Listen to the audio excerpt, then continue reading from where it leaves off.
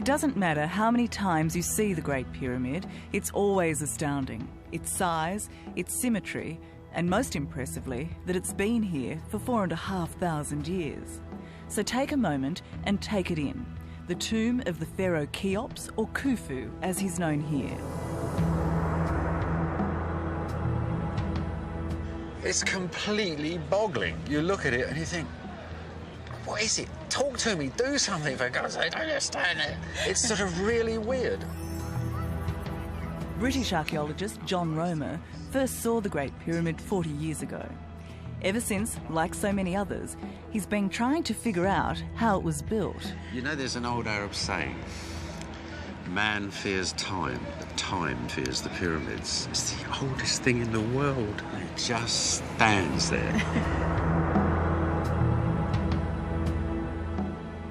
They're impressive today, but imagine the pyramids in ancient times. Completely white, shimmering in the desert.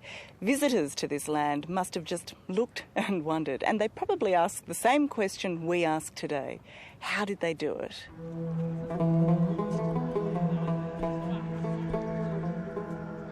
In this land of pyramids, the Great Pyramid is pure perfection. It's not just a huge pile of rocks neatly placed on top of each other. Okay, so everyone talks about the great precision of this pyramid, but looking at it, it looks a bit rough, actually. Yeah, it doesn't look too bloody precise, does it? No. Made well before mathematics was recognised, 2,000 years before Pythagoras came up with his triangle theorem, its perfect angles and joins make this the most precise and most confounding building in the world. You just need to know where to look. So you get this angle, where this meets this, and you get the angle of the pyramid. Yes, exactly. Is that right? That's right. Now, this angle has to be so precise, because if you're a wee fraction of a degree out where it takes off from the bottom, you're going to be yards out up in the air up there. What is mind-boggling about the Great Pyramid is that it's a really complex building designed with some very simple tools, the naked eye and a piece of string. For much of it, they used a plumb bob, a string with a weight on the end, and they lined it up to the stars to create one of the most accurate buildings of all time. 45 centuries later, it is still more precise than many modern skyscrapers. Obviously, the precision was no accident, but how the ancient builders got it so right without modern equipment, no one's worked out until now. So what are we looking at here? Well, this is one of the 4 survey points that are absolutely key to understanding how this pyramid was made. People have been tripping over these survey marks for centuries, but extraordinarily, John Romer is the first to see their significance, to crack one of the pyramid's startling secrets. That's the third one. That's the third in the line. Yep. This one here is really exciting. He's discovered a one-to-one plan of the pyramid mapped out on the Giza Plateau, right next to the Great Pyramid. The plan of the pyramid is the pyramid itself, because if you really want to keep something that accurate, the way to do is to make your plan at the same size as the finished thing. By measuring out the life-size plan with string, the Egyptians were able to get their ancient calculations, cubits, perfect.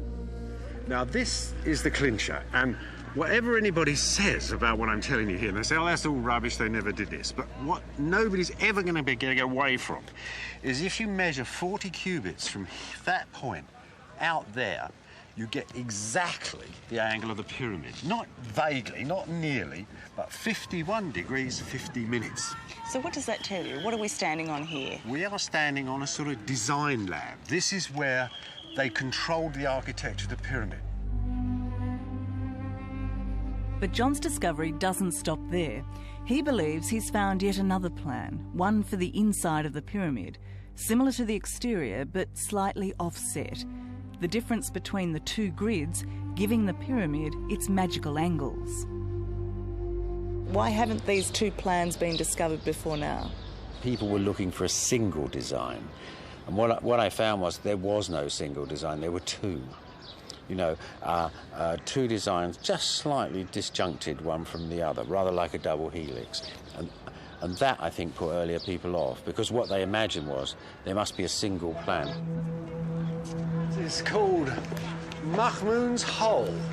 You go in, And the stonework is just as well laid in here as it is outside. It's here, inside the Great Pyramid, where the accuracy counts, in its steep, confined corridors. This is the world's most accurate rock-cut tunnel.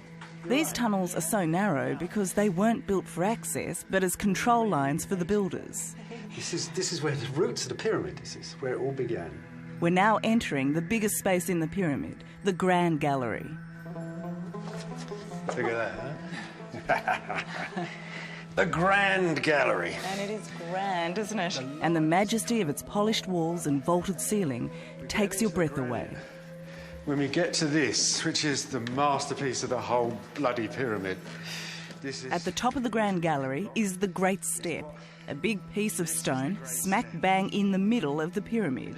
And to the ancient Egyptians, partway through their construction, proof the pyramid was on track.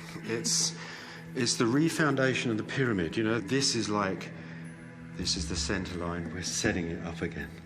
So the head of the pyramid, the point of the pyramid, was exactly there.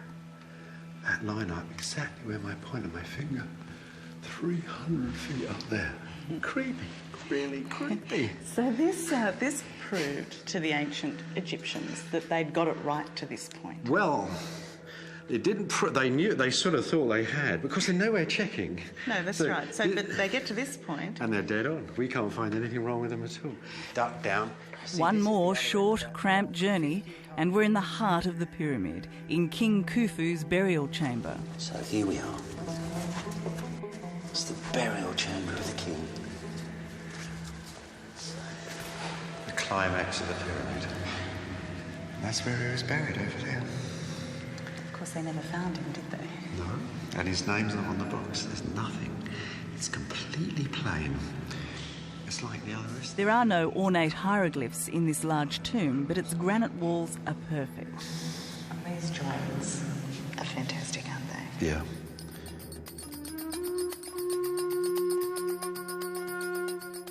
When King Khufu died, his burial chamber was filled with luxuries from home, gold inlaid furniture and well-crafted jewellery. 4,500 years ago, it was a beautiful and sophisticated time. The only surviving statue of King Khufu, the bloke who built one of the 7 wonders of the world, is here at the Cairo Museum, and it's tiny. Why is this the only thing that remains of Khufu? It's just chance. All of ancient Egypt, what's left is just chance. You get one king, you get 100 statues, you get the guy who makes the Great Pyramid, you end up with this. You like this little statue, obviously. Well, he's a friend of mine. Lovely little bloke looking out into eternity. Look at him. Back in the pyramid, this is where the adventure gets even more exciting. You all right up there? It's a bit steep. Yeah, I'm fine. Sort of, yeah. Up a steep, unstable ladder into a tiny, claustrophobic corridor. You all right, my dear? Yes. There you are. Oh, I thought tomb raiding was meant to be fun. Yeah, well... We're exploring the small spaces above the king's burial chamber. No one's allowed up here, and this is one of the reasons why. I'm stuck. What makes this crazy journey worth it is that it's here, in these hot and airless chambers, that you get to see the marks of the pyramid makers.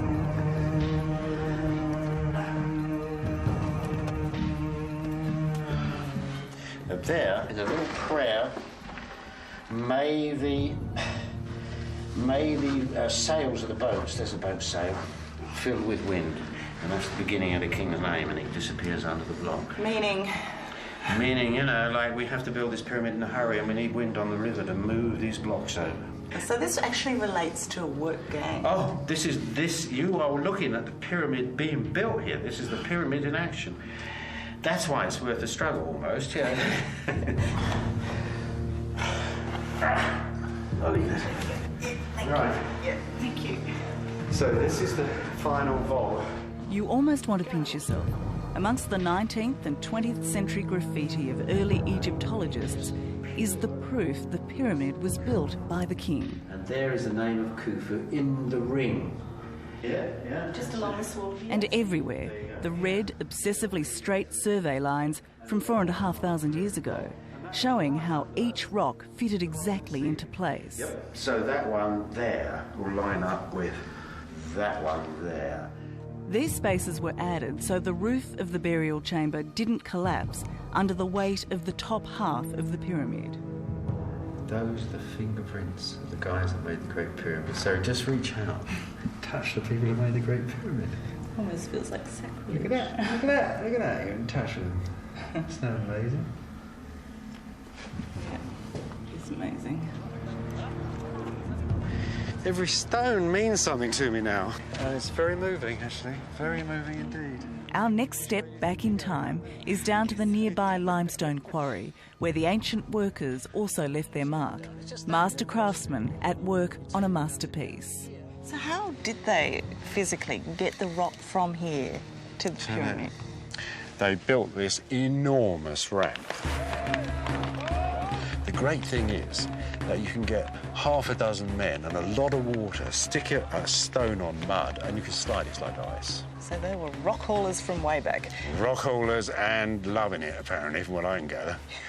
So what about this idea that these were slaves who had to work these quarries, that they weren't willing workers at all? No, this is a work of passion, I think. This is passion you're looking at here. The sheer integrity of this work, the purity, nobody gets... If you're working to hundredths of an inch, it doesn't help with somebody whacking you on the back. At the height of construction, there were 25,000 men building the pyramid, and John's also discovered they made it far more quickly than first thought. On average, these stones each weigh 2.5 tonnes. There's just over 2 million of them, each chiselled to fit the other, a bit like a jigsaw puzzle if you like. It's precise, intricate work, but there was also a building frenzy going on here. The ancient Egyptians were laying these enormous stones, 2 of them, every 3 minutes.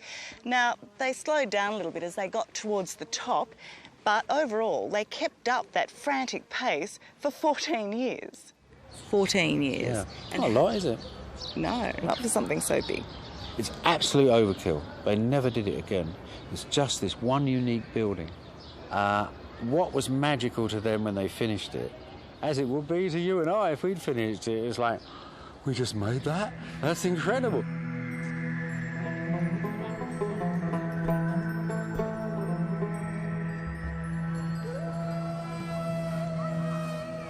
Wouldn't you love to have seen the Great Pyramid back then, before its limestone casing was ransacked, in all its white, gleaming glory?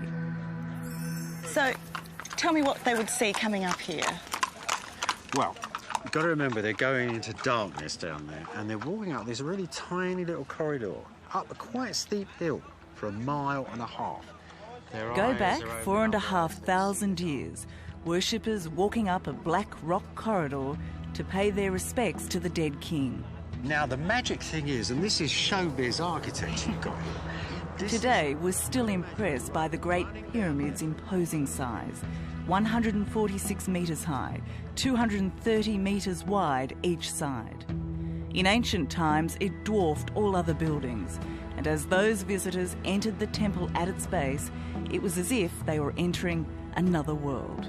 You'd have come here, you'd have come to the stone, you'd have thrown the doors open, and it would have physically hit you in the eyes. Whammo! There is this pure white pyramid, this perfect white geometric shape, like nothing anybody had seen in the world before. Like a Cadillac parked in the jungle. This is extraordinary.